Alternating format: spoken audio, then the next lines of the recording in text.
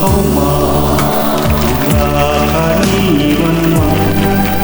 จากบ้านหลายที่ห่างไกล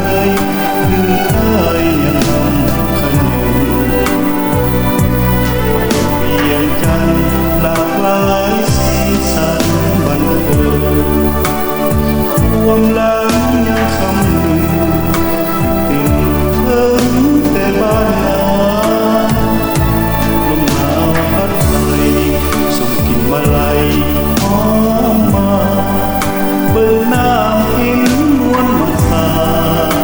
ลอยลอยไหลไหลสายเคยมีน้องเป็นผู้หาป่าด้วยกันแรงอ่อนลงทุ่งแสงตะวันเอาพอกันกับคืนเงินหอคำแสงไฟส่อง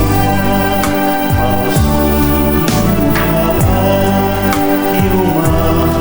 ยังเสีย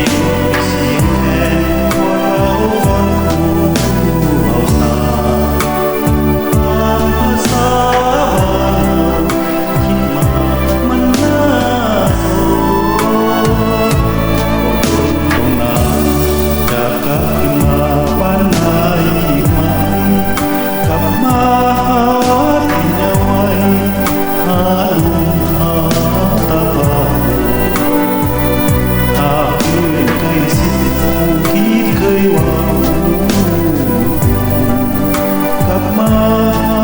มันเคยอยู่คืนสู่ท้องนาดังเค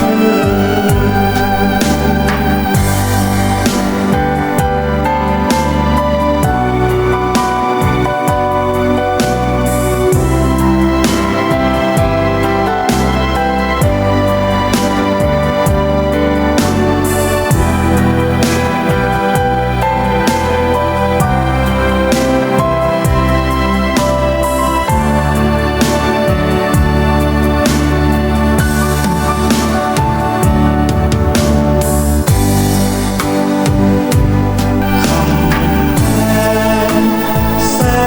งไฟส่องเป่าสู่ดาวเที่ยวมา